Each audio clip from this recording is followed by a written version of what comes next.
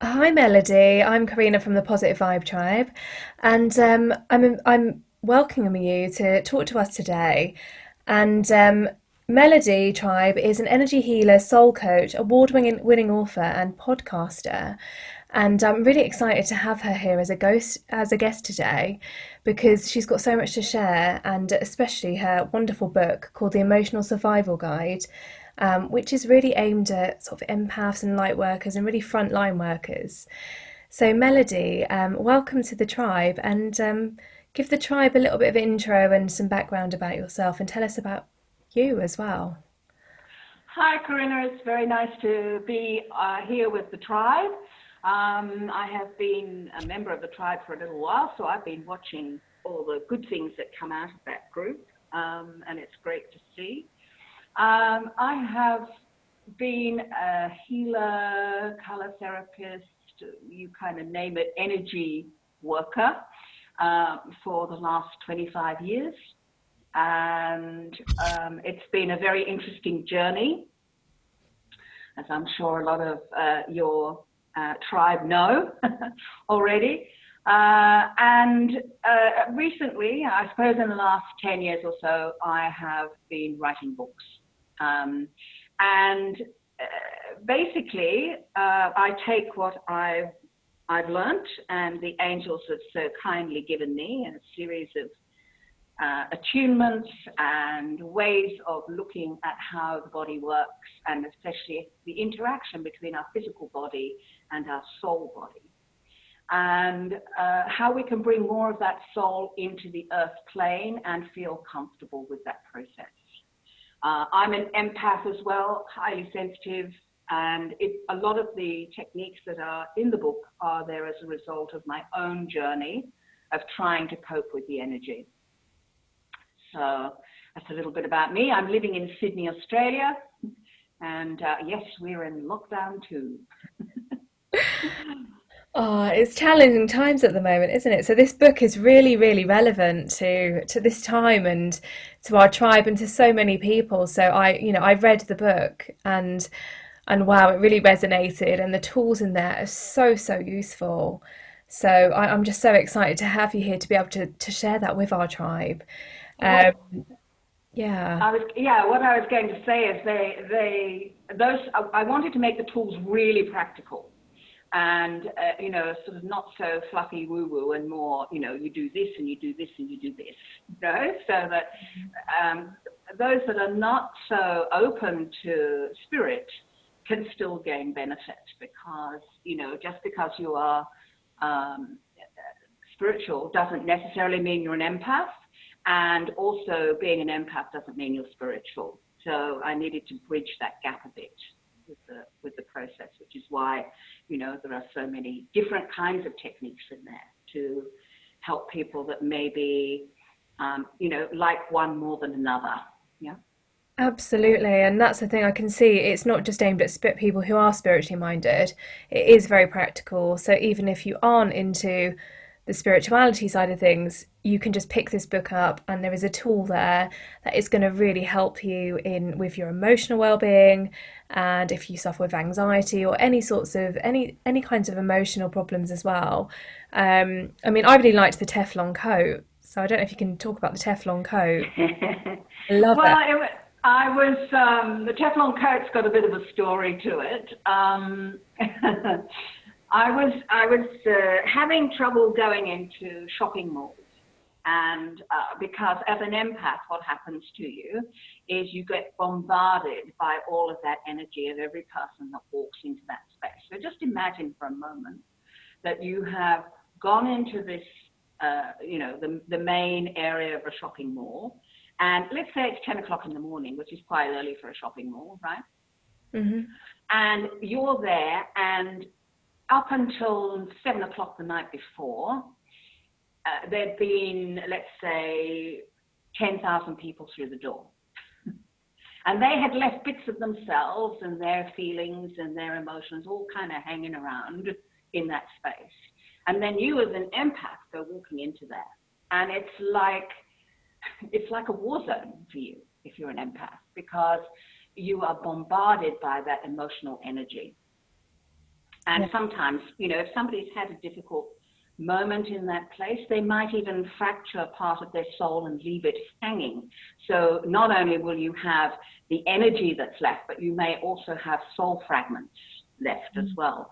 And as they will come to you because they're unsure where to go next, how to get away from where they are, so they're wanting some help and assistance, which is why I always take the angels in with me when I go these days. But in the beginning, I didn't do that. And, I would spend an hour in a mall and come out at the end feeling absolutely exhausted, right? And not knowing what had happened to me. And so I was looking for a tool that I could use that would enable me to be able to walk in there and walk out with most of my energy in place still. And so I'm scrambling eggs in a Teflon pan. Right? And the angels always come to me in the most weird ways, right? They're really humorous, my angels that I've got. They've got a good sense of humor. And they don't kind of give it to me. They make me work to get the ideas, right, forward. So I am busy scrambling eggs in my Teflon pan. And there's this voice in the back going, that's what we want you to do. I'm going, what do you mean that's what you wanted me to do? Scratching my head, What, scramble eggs before I go into the small. And they're kind of, I'm putting the eggs on the plate and they're going, no, the pan, right? I'm going, what about the pan? And they're saying, well, the pan is Teflon. We want you to make a Teflon coat of your energy field. So not just do the normal, let's put one on you, but let's kind of really enforce it, like who said that just putting one layer of, energy around you, one color, if you like, which is the more traditional way of working with it, is enough in these times. The answer is no, it's not. So we want you to, wear your armor before you go into a place like that, right? So that's how the Teflon coat came about. Brilliant. It's a very good tool to have. It's just even the word, once your body gets used to it, and that's what's the really great thing about these tools, is that once your body remembers that's what it has to do, you only have to give it a one word thing in your head. All I have to do is Teflon and the coat goes on, right? Because the body knows how to respond. And that's why when you've done these techniques for a while, this will be very quick. And that's the beauty of it. You don't have to go somewhere and, settle yourself and do all of those things. You just do it on the fly, so to speak, right? Which makes it a really valuable tool because that's how you're going to meet the energy around you. Absolutely. And, like you said, just visualizing having that Teflon coat around you, the amount of protection that gives you from negative energies, Yeah. it's just so powerful. As an empath, over the years, I've used these visualizations and these tools, and they do work. And I know your book is just full of all sorts of different tools, and not just that Teflon coat, but so many others. And I felt like for myself, it's a really good reference point for, when you're going through a certain situation, you can just pull off that book and read it, and you've got so many references to different tools you can use for different Yeah. situations. And that's what I loved about it. Yeah. Yeah, and that was the idea of it. With the Teflon coat too, there's the sense of empowerment, right? Because once you've got the Teflon coat on, that the energy is going to kind of come and slip down the side and not touch it, right? Yeah. So you can walk into emotionally challenging spaces, energetically challenging spaces, doing that. Now, that's kind of like your everyday. If you wanted to go into something that's a bit more difficult, let's say working with someone who is a major energy drain, or someone who is in attack mode around you, then what you'd be needing is the cone of silence, okay? Which literally comes down like a great big bell around your energy field and stops people in their tracks. Wow. And you have to see it like that. You have to imagine it. And, again, the name, I was always a bit of a, Max Smart lover. So, the fact that this came and that was the name that, Spirit wanted me to give it, I think is about, trying to connect. Spirit's trying to connect all the time with as many people as possible. And so they will use whatever tools are around them. And so, using a TV character helps people connect, and they go, oh, yes, this is what I need now. Right? So, so the cone of silence is the kind of like the top level. When you're in really, really dark spaces, energetically dark. Yeah. Oh wow. Yeah, no, that sounds really. I know what you mean by that the spirit uses the tools around us to be able to interpret itself through us. So it's almost like a language, isn't it, that spirit is speaking. That's And right. so when you talked about the pan and Teflon and that came through and you were able to design and develop that tool through that, it's spirit is talking to us all the time. We're just not always we don't necessarily pay attention to that. And your book is just so full of all these tools, and you can tell that you've just been really listening and tuning into that energy. And I just, I don't know, I just felt excited by reading the tools as well. And I really, for me, on my own personal journey as an empath and someone who's really sensitive to energy and has had quite a low self-esteem over the years, grounding and centering myself has been really important too. And I Yeah. know that's a big part of your book and also your journey as well. So I don't know if you want to share a little bit of that with the tribe. Yeah. Grounding, well, I would say probably for the first 30 years of my life, at least, I wasn't grounded at all, right? I didn't know how to, didn't understand what it was easily buffeted by the energy of others. Not to mention taking on, all sorts of things that don't belong to me, because what an empath does, an empath has come here to help others. That's their fundamental reason for coming in from spirit. And they have learnt in the past the best way to do that is to take on people's pain, whatever that might be and at whatever level that might be. Some people may take physical pain, some might take emotional or mental pain. It depends who you are. For me, I brought in, obviously because I'm working here now, creating an emotional survival guide, I actually came to understand the emotions and the mind. That was my area. And, and as a Scorpio, being a watery sign and being of the emotions, that was a good place for me to start. But it wasn't until I was in my mid-30s that I suddenly kind of started to work really strongly with the energy, recognizing that there was, depression and things that I had gone through earlier was maybe not all mine, that I was carrying stuff that didn't belong to me. And initially I worked with a kinesiologist to help me through that. And as a general state, I would say that more than 80% of what I was feeling was not mine, belonged to somebody else. Now, it's the 20% that we have to work on, right? So, because the 20% is the part that attracts all of that energy to us. So we come in with things that we need to learn, and they're invariably around lack of self-esteem in some way or other. And what happens is, as a result of that, we attract to us people that are going to help us with that understanding. We could say in the old way of saying that is they help us with the lessons. But in actual fact, everything is an opportunity to learn.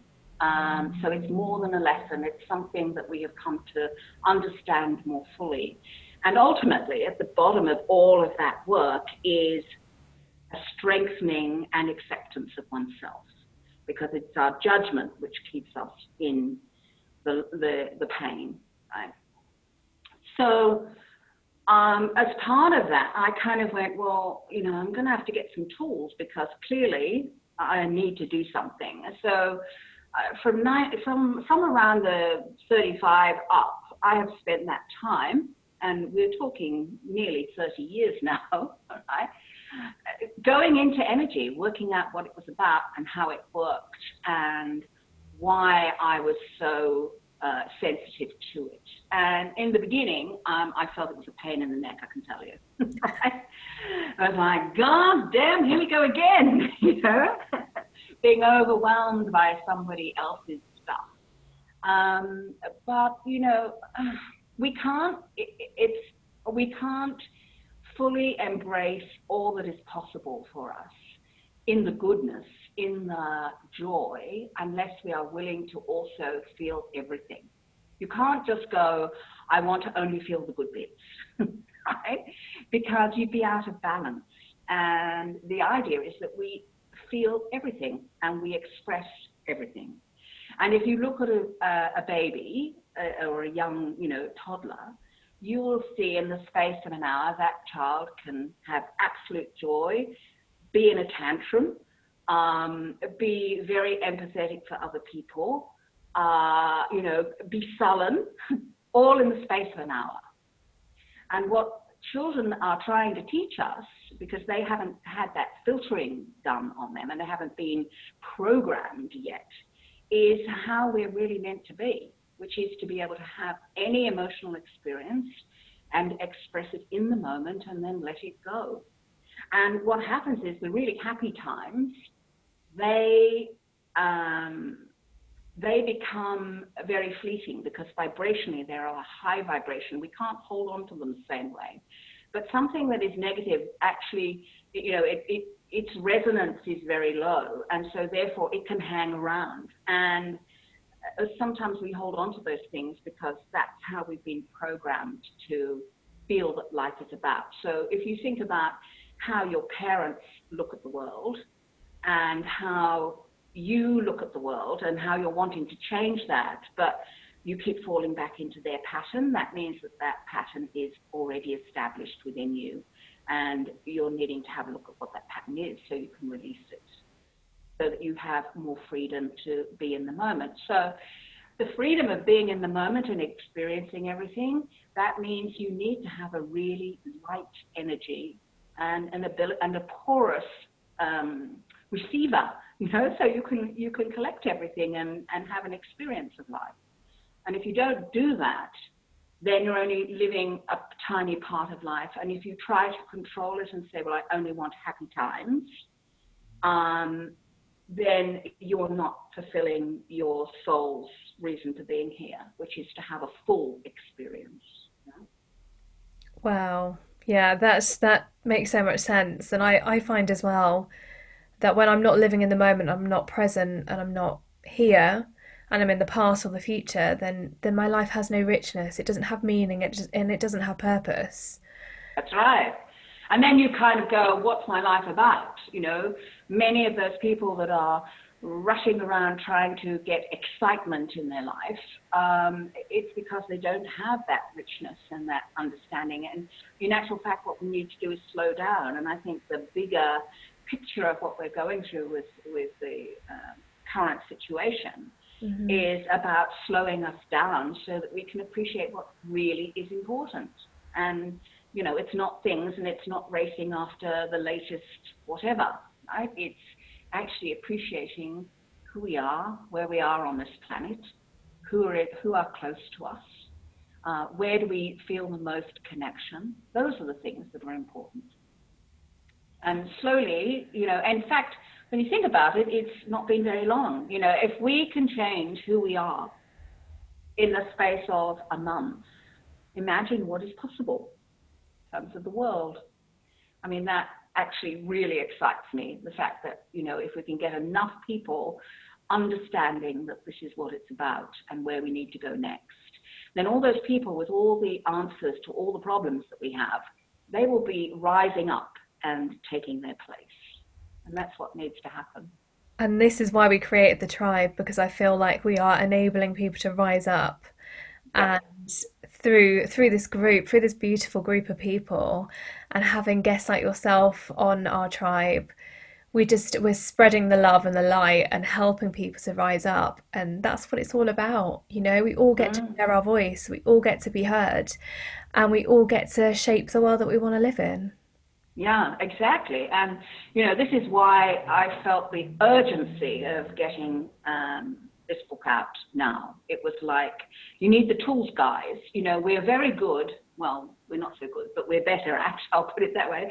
We're better at looking after ourselves physically. We know to go to the doctor, and we know to, go to the dentist, etc. We've got the physical stuff mostly worked out. We know that to look after ourselves, we need to have a shower, we need to feed ourselves, right?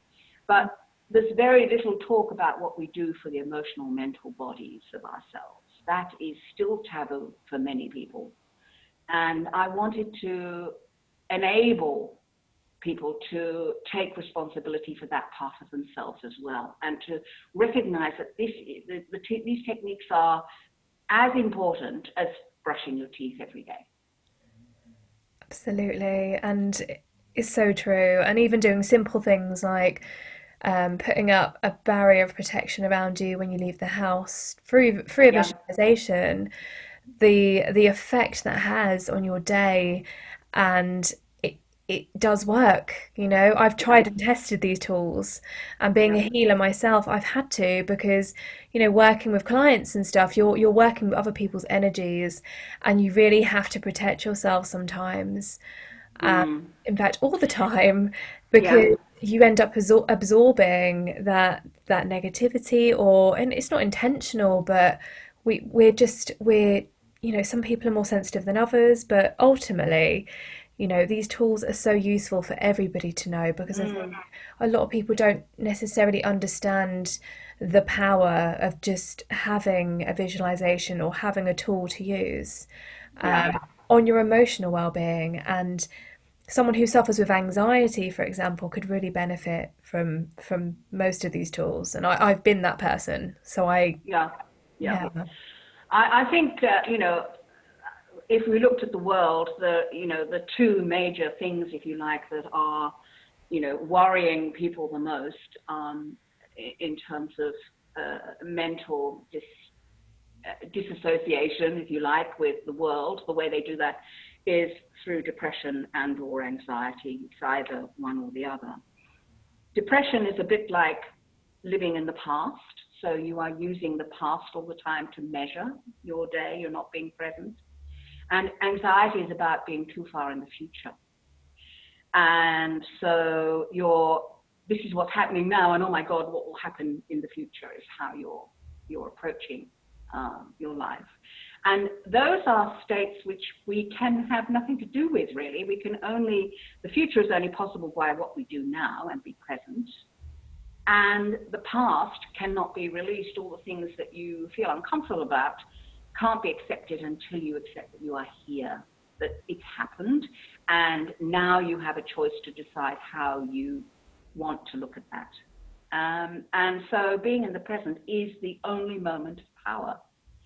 And as most of us want to have a sense of ownership and control of our lives, then we should be in the now, right? Not floating around in all the other lifetimes and aspects of self. Yeah. So I think this is why the grounding is so important. It's grounding, and it's recognizing that your energy is, especially after sleep. Like when you sleep, what happens is the body rests, and the soul of you kind of goes out and works out a few things. Maybe goes and meets some mates, has a cup of tea, and then comes back into the body for the next day's learning, right? Which is what the soul is here for. Yeah. So, and when it comes back in, it's still kind of, wow, it's been great. In some ways, the body is a bit of a heavy tool, right? Even though the soul has chosen it, wants to be here, it's like, yeah, it goes a bit slower. It doesn't work quite as fast. I can't manifest immediately. What the hell is this thing they're in? And so, if we don't bring that part of ourselves in and consciously lock it into our bodies and go, we're here, we're present, we're ready for the world and what's going to happen today, then it's like, maybe at least half your body is out floating, not getting a full experience and not being able to energize you properly. And so, what I've noticed with thousands of clients is that I would say 90% of them are not in body. They're not actually present to the experience. And so, of course, they're not going to be able to experience it fully, able to let go of the pain because they're not experiencing the pain fully, right? Or the joy, not allowing themselves to, be totally organic with life. Right? So, they're short servicing themselves, they're shortchanging themselves. And that's really a shame that you can live your life like that. So you can have a very simple life. You don't have to have a fancy life, but you can have a very simple life and be fully present to it. And it will be as rich as someone who has a very rich, out there in the world life. Absolutely. I think mindfulness is becoming so big right now, Yeah. and there is, and I'm loving the fact that they're starting to incorporate this into global businesses and into industries that you wouldn't expect them to incorporate it into. Like, I work in oil and gas, and I never Yeah. expected them to ask me to deliver meditation to them. Yeah. And it just shows that there is a shift, and that's so positive. And all we can do is continue down this path, because ultimately, the more mindful and more present we are, the more opportunity we have to create the space we want to create and live the lives that we want to live. Yeah, that's right. And it will take us into a place where we're taking full responsibility for our lives. We can't do that when you're not present to it. Absolutely. Uh, And it brings me on to your other. So I know that you do attunements and you get delivered those attunements. So they're messages from angels. Am I right in saying that? well, what has happened is, especially over the last 3 years, I think, 3 or 4 years, the angels have been developing what they call attunements. And what they do is they look at the emotional states that we're in, primarily look at the emotional states, and they have developed a way of helping us release them. So I'm kind of the scribe and the connector point for these attunements. And the idea is to release the bigger energy, because, a lot of the imbalance that we see in the earth has actually nothing to do with the earth. It's to do with our emotional garbage that we dump on it, right? And if you think of the thousands of years of war, for example, that we have across the globe, the thousands of years of our depression and our anxiety and our pain, then you can understand why maybe Earth has had enough, right? I mean, if you were in a bath and you kept pouring in dirt into the bath, how long do you think you'd stay in it? Right? Mm-hmm. And this is why the angels gave these attunements, because they want us to start working at a fuller level of appreciation of who we are as human beings, and that is that we are a spirit in a physical form, and that we need to understand that, and we need to work with that, and that we don't need to hold on to all of these things that have happened to us. We need to actually release them, and we need to do it pretty quickly, right? Because it is polluting our world, all of that. And so this is partly what the attunements are about. And they're also about bringing forward the best parts of us. So, one of the attunements they gave right at the beginning was around positive learning, which they said, we've learnt, those of us that have been schooled have learnt how not to learn, really. We've had traumatic experiences as a learner at school, most of us. Some have been physically abused, many have been emotionally abused and bullied. And so that blocks the learning, and they wanted us to be more open. So one of the attunements that's in the book is called positive learning. And when you take yourself through that, you will be able to release all the old ways of learning and open yourself to a more enjoyment. And, I wish I'd had that technique 20 years ago when I worked with, men who were apprentices wanting to get to the next level of their study, maybe get their license, for example, if they were a plumber, and were unable to do so because they had such a horrific experience at school that it stopped them learning, stopped them going for their exam. And all of those people that had that experience, if I'd had this process, I could have enabled them to get to a place where they would have been more open to receiving and exploring being more of themselves, stepping up to their truth, So this is a really great place in the attunements to start, which is why I put it in the book. Brilliant. I think, I definitely believe that there is so much power in hearing those words as an individual and knowing that they are coming from another source and radiating through you and reaching the people they need to reach. And hopefully our beautiful tribe members will get to read those or hear them in some way. Well, I would certainly hope so. It's interesting. I was involved in a meditation group only last week, and everyone at the end of a meditation like that, especially when it's earth healing, usually given a gift, and the angels went, "Oh, here's the gift for you," and it was an empty book. And I went, "Oh, so you want me to write a new one?" They went, "Yes." "Do I know what this is about?" "Yes, but we're not telling you now." Fabulous. I'm going, "Okay, so you'll let me know when you want me to write this?" "Yes, we will." So I have the empty book ready. And I dare say Spirit's deciding what's going to go into it. I love that. I love that. We're very much looking forward to that.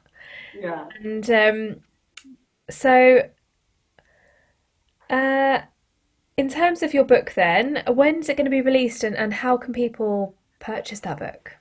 Okay. Well, it's only available as an ebook. When I looked at producing it in a hard copy, it just wasn't practical at the moment, and neither on the financial level or any other level. And it would have slowed the process down, and it needs to get out quickly. So we've decided on an ebook, and it should be probably about the 20th of April, should be available on the usual channels, Amazon, Apple, etc., etc. Okay, so it can be downloaded from there. I've also made sure that it's at a price point that everyone can kind of appreciate and know that they can get easily. So it's actually can only give you the US dollars. I don't know what it would be in pounds, but in US dollars, it's $2.99. So it's really available, and people will be able that want it will be able to get it, which is the idea. It's not about me making huge amounts of money. It's about me getting the information out as quickly and as easily as possible for people. Absolutely. So there's that, and then for those that are interested in having a quick look beforehand, they can have a look at a preview copy, which I have available. So all they need to do is get in touch with me, and I can send them that, so they've got a little bit of a preview. Brilliant. How do they get in touch with you, Melody? The best way is through my website. So melodyrgreenbooks.com is the best place. Fantastic. And there's actually a page on there. They can, give me their details, and I will just zip it along to them so that they can get it. And we can always share stuff in the tribe as well, so they have that access too. So that's not a Yeah. problem. Share links and stuff. And you also mentioned that you're kindly going to donate some copies, for the tribe. Yes, I thought being that most of the tribe are already on the pathway, right? So Yes. they will be kind of going, oh, give me some tools. I'm donating 10 copies, so the tribe you can do what you need, whether you need to make that into a competition or whatever. That's up to you. But there are 10 copies available. Amazing. And those copies will be emailed to tribe members who win our competition when we launch that at the end of the week. So that's great. Thank you so much. It's so kind. My pleasure.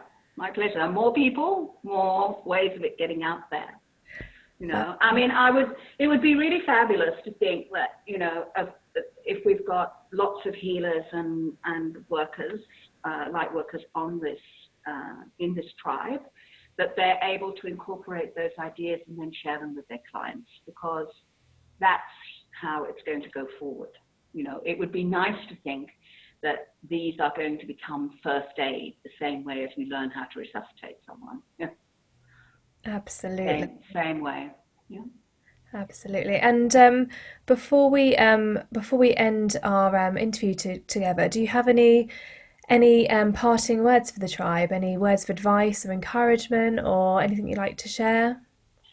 I think one of the things that all of this is about is helping us connect more with our intuition and to allow our soul self to live the life, right? Not the one that has been created by restrictions and other things in our lives that have made us feel less. This is about bringing the whole of us here, as much as possible, of our soul self into here as an expression. And when we do that, the joy and the happiness we will feel will change the world. So my thoughts, or my last thoughts, are: stand in your light and allow yourself to shine, because we need you.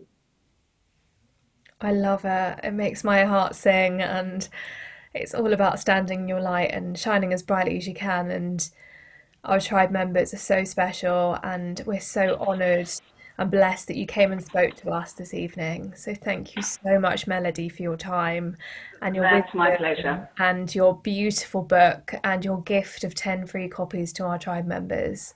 We're so grateful. Thank you so much. You're welcome. Thanks very much for having me. I really enjoyed being interviewed. And, let's see how much this can help others. Yeah, that's my reason for doing it. Yeah. Fabulous. Thank you, Melody. Take care. Thanks, Corinna. Bye bye.